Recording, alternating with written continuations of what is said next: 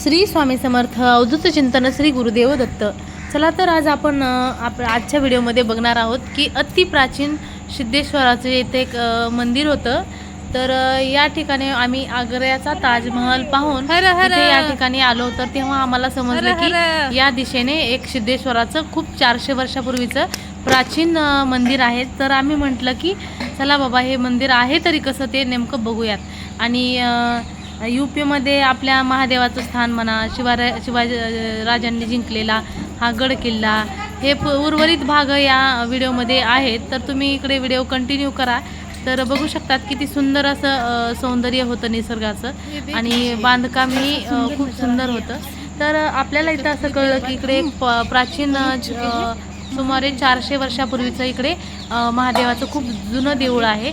मग मोह आवरला नाही, चला म्हटलं आपण इकडे जाऊन यावं सिद्धेश्वरजी. आणि जाऊन आल्याच्या नंतर कसं आहे नेमकं काय आहे हे इथे आपल्याला कळेल. म्हटलं चला म्हटलं आता व्हिडिओ कंटिन्यू करा. तर आपण चालत चालत रस्त्यानं होईल तेवढ्या गोष्टी इथे शूट करत होतो. तर बघा तुम्ही इथे ह्याच्या आपल्या जे बांधकामाची कलाकुसर होती ती किती सुंदर अशा पद्धतीने इथे याचं काम केलेलं होतं. निसर्गरम्य ठिकाण आणि ऐतिहासिक सुमारे 400 वर्षापूर्वीच्या ह्या इमारती इकडे दिसत होत्या ताजमहालाच्या. तर इकडे रवाना होत असताना आम्हाला वाटेनं कुणीही दिसलं नाही स्टार्टिंगला. तरीही आम्ही म्हटलं की चला बाबा 400 ते 500 मीटर इथे या ठिकाणी मंदिर होतं. तर इकडे बघू शकता तुम्ही मंदिराच्या साईडने जाण्याकरिता इथे एक छोटीशी कमान आहे. तर त्या कमानीतून आपल्याला महादेवाच्या मंदिराकडे रवाना व्हायचं आहे. तर व्हिडिओ कंटिन्यू करा. तर बघू शकता तिकडे तर यमुना नदी ही आम्ही त्याच साईडनेही पाहिली आणि याही साईडने एकदम खूप जवळून असं यमुना नदीचंही या ठिकाणी दर्शन झालं.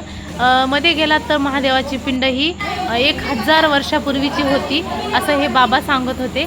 आणि म्हटलं चला आपण पूजा वगैरे घ्यावं आणि त्यांना विचारलं की एक फोटो घ्यावा का. मग बाबा बोलले की तुम्ही खूप लांबून आलात तर तुम्ही घेऊ शकतात, नो प्रॉब्लेम.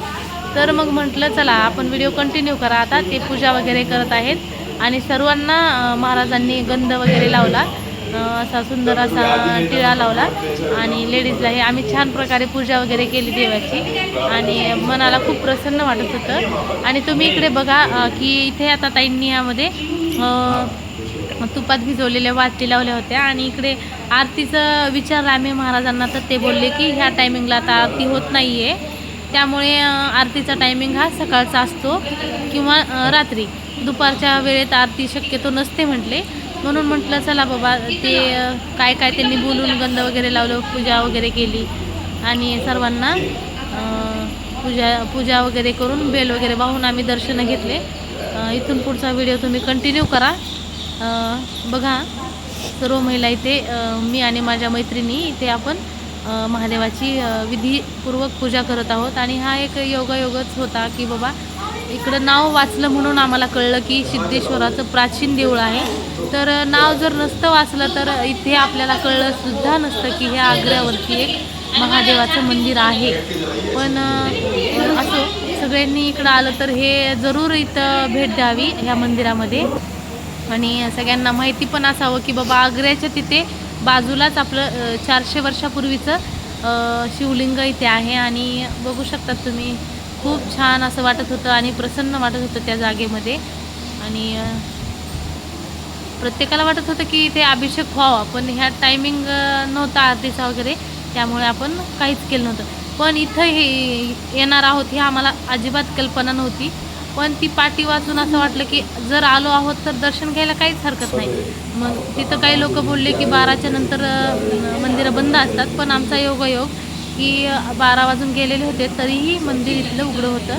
असं वाटतं की सोमवार असेल म्हणून उघडं असेल, पण काय माहीत नाही. पण इथे खूप छान प्रकारे आम्हाला मार्गदर्शनही केलं त्या महाराजांनी आणि सर्वांनी पूजा केली.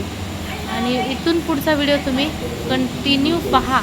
प्रत्येकाला एक एक फूल आणि त्यांनी बेलाचं पान वगैरे त्यांनी इथे दिलेलं आहे. बघा तुम्ही आता महाराज काय बोलतात ते.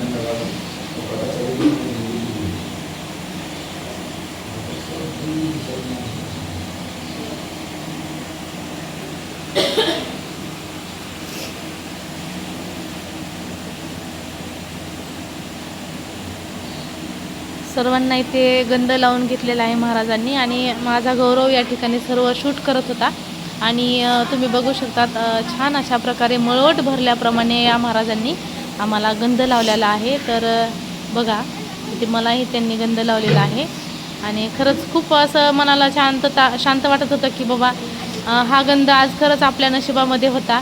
आणि इकडे बेबिका मकबरा बघायला येणाऱ्या सर्वांना एक विनंती आहे की बेबिका मकबरा बघून आपण बाहेर आलात की उजव्या साईडला एक सिद्धेश्वराचं सुमारे 400 वर्षापूर्वीचं जुनं देऊळ आहे, अवश्य जा तिथे तुम्ही। आणि बेबिका मकबरा पाहून आल्याच्या नंतर आपल्या शिवलिंगाचंही दर्शन घ्या आणि शिवलिंगाच्या एकदम जवळ तिथं यमुनेचंही पाणी आलेलं होतं, तेही आम्ही स्वतः जवळून अनुभवलं आहे आणि पाहिले। आणि बेबिका मकबऱ्याच्या वरच्या साईडनेही पाहिलं होतं, ते खूप दूर होतं आणि जवळूनही पाहण्याचा आम्हाला आनंद घेता आला। तर सर्वजण या ठिकाणी खूप खुश होते आणि तुम्ही बघू शकतात या ठिकाणी सर्वांना गंध लावून झालेला आहे। आता आहे कॅमेरामॅनची बारी की गंध लावण्यासाठी, तर मी त्यालाही या व्हिडिओमध्ये शूट करण्यासाठी इथे बसवलेलं होतं। तर एका भैयांनी माझा मोबाईल पकडून कॅमेऱ्यामध्ये शूट केलं आणि इकडे गौरवलाही गंध खूप छान प्रकारे इथे लावलेला आहे। माझं होतं लक्ष की बाबा माझा मुलगा पण त्या व्हिडिओमध्ये यायला पाहिजे, तर तुम्ही बघू शकतात किती सुंदर गंध त्याला लावला होता आणि महाराजांनी त्याला काहीतरी विचारलं छान गोष्टी, ते तुम्ही ऐका आता।